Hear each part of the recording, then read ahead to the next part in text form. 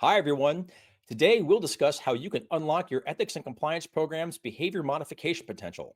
I'm your host, Bill Coffin, and this is the Ethicast.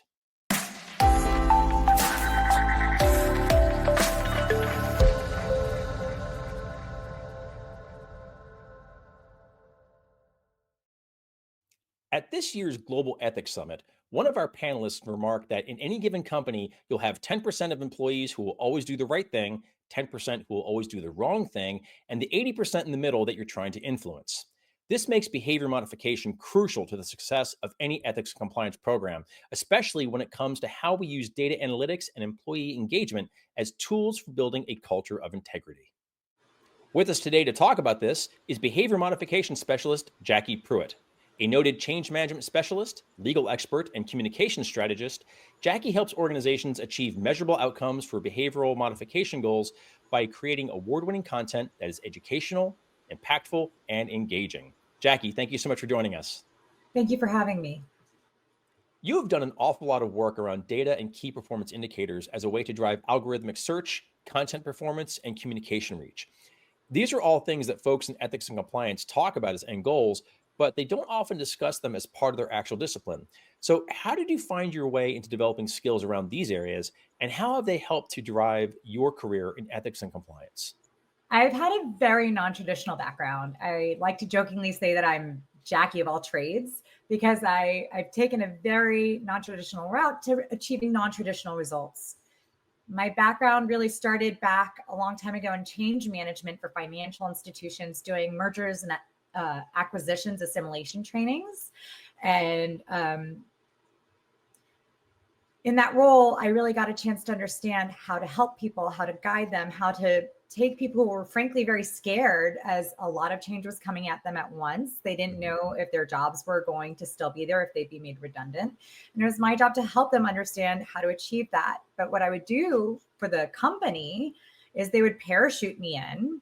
I would look at what I called the 4 Ps, the policies, the procedures, the products, and the people, and make my recommendations to the board.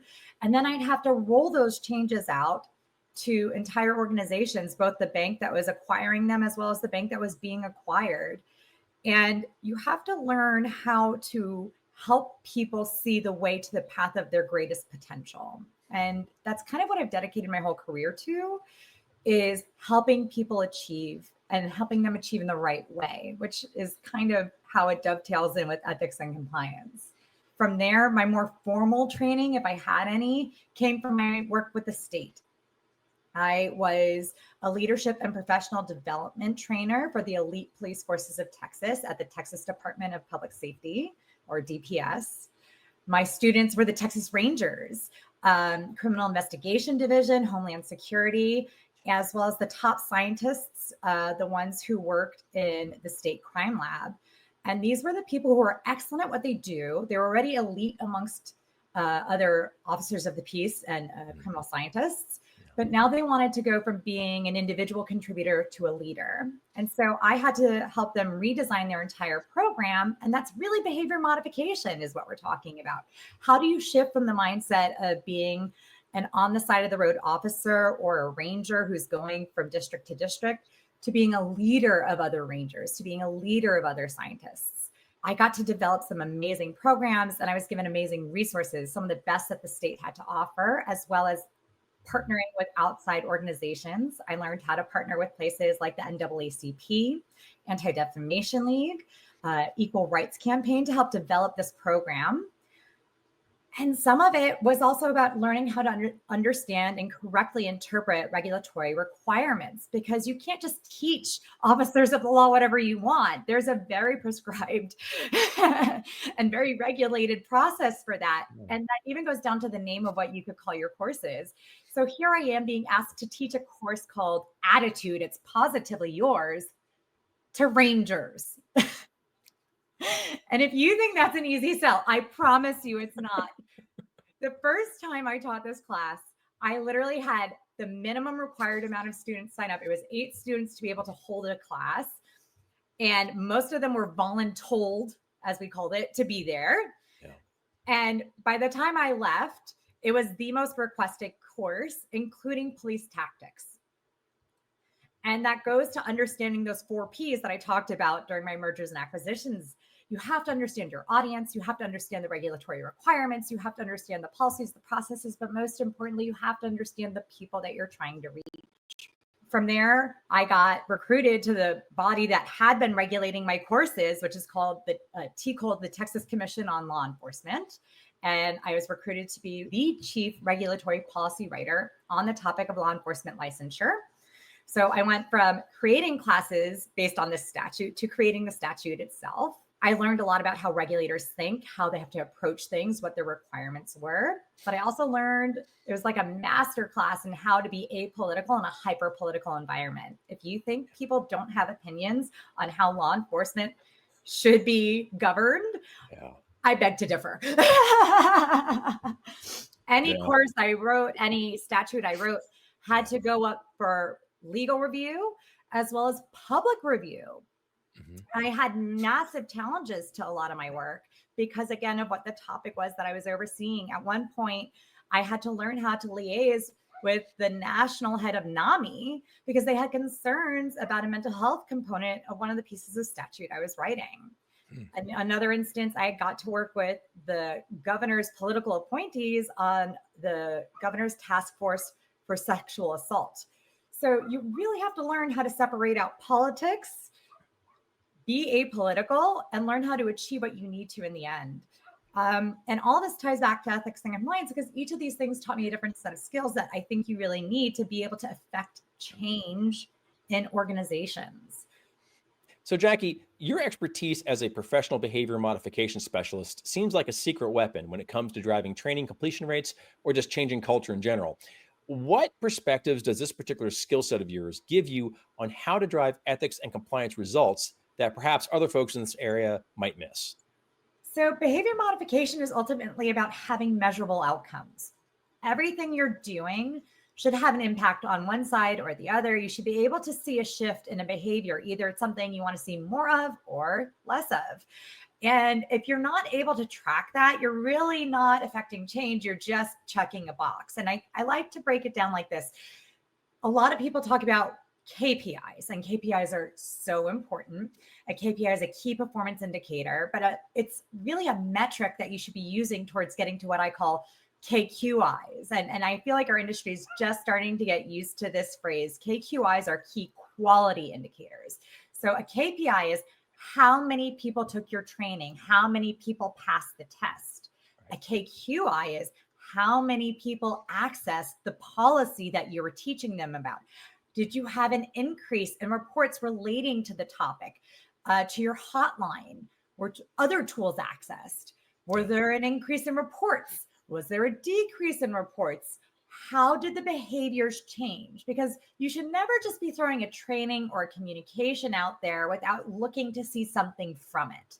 I've been very passionate about looking at data, about looking at what the root cause analysis is of movement of behaviors. And I think that directly ties to your outcomes, because if you're starting from the place of why are our people doing this? Why is it happening this way? What about our system is causing this outcome? Because sometimes the training isn't the answer. Sometimes it's how the policy is working. Sometimes it's how the procedure is working. Sometimes it's something to do with the culture. And a simple training or communication isn't going to automatically fix everything. I like to say this role is not the silver bullet to your organization. Like, you can't just hire a Jacqui and then all of a sudden, boom, it's going to be better. It has to be a system-wide change. A strategist like me can help your company identify what the root cause is, ways of addressing these things. And if you position this role correctly by having a report to, say, the chief compliance officer, this role is kind of like the right hand of the chief compliance officer. A lot of people understand the chief compliance officer for investigations. That's your reactive side. That's your left hand. The right side is your behavioral modification, or the proactive side. What is a piece of career advice that you would give to someone just getting into ethics and compliance now, given what you have learned, and more importantly, how you have applied next generation data awareness and behavior modification skills to this space? So first and foremost, you have to have a tough skin. I like to say that this is change management ultimately. This is behavior modification. And another word for change is growth. And they don't call it growing comfort, they call it growing pains. And sometimes it's going to be uncomfortable.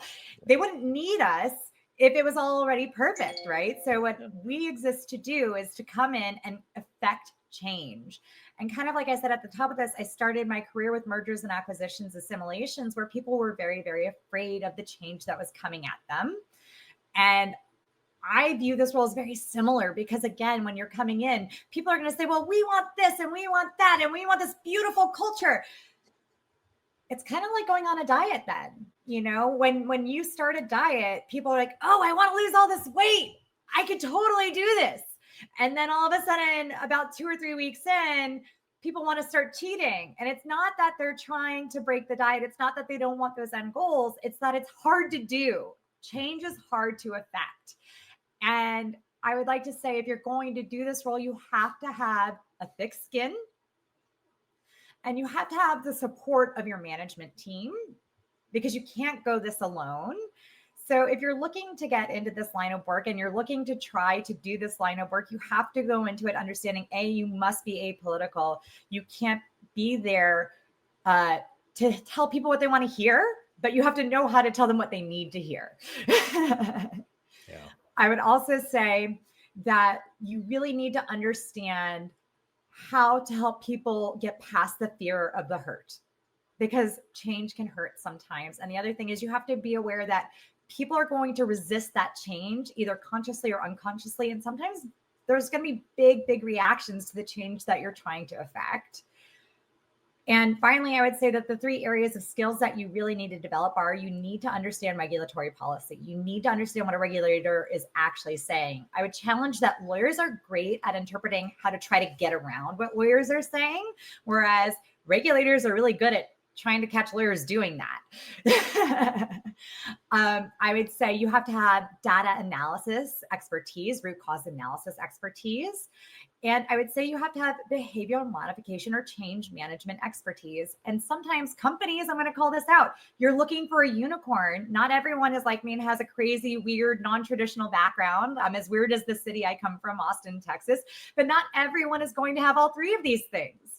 Sometimes you're going to have to break them apart. I actually wrote an article about this on the 3-prong approach to really making sure you're shoring up your ethics and compliance program. But to the individual who's interested in trying to take on a role like mine, or the role that the Department of Justice Criminal Division just mandated every company should have. So if you're a company out there looking for someone, find someone who's out there networking, because there is no degree out there for this right now. It doesn't exist. There's no corporate behavior modification, legal expert, change management degree. It just doesn't exist. Yeah. So what you're going to have to do is find your way of meeting the people who are in the industry, who are already doing this. Share knowledge, help lift one another up. That's one of the great things I got out of getting to go and meet you, Bill, at Ethisphere's Global Ethics Summit. It was an amazing chance to meet people. And while I have to say I love going to those individual breakouts and to the big panels and stuff like that, some of the best stuff you're going to learn is from meeting the other members and just getting out there and talking to each other. Mm-hmm. Well, Jacqui, this has been a fantastic discussion. I'm so glad you're able to come to the show and share your insights with us. You have a wonderful story, and it's been just terrific to hear you speak. Thank you so much for joining us. Thank you so much for having me. It's been a true joy. For a host of free reports, presentations, webinars, and more on the topics of training, communications, and employee engagement, visit the Ethisphere Resource Center at ethisphere.com/resources. This show is all about showcasing excellence in action and the best thought leaders in the ethics and compliance community. If you'd like to appear as a guest on the Ethicast to share a best practice, a success story, or your own proof point around how business integrity builds value, we would love to hear from you. Please visit ethisphere.com/ethicast to drop us a line.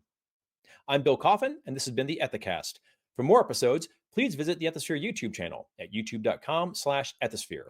And if this is your first time enjoying the show, please make sure to like and subscribe on YouTube, Apple Podcasts, and Spotify. Thanks so much for joining us. And until next time, remember, strong ethics is good business.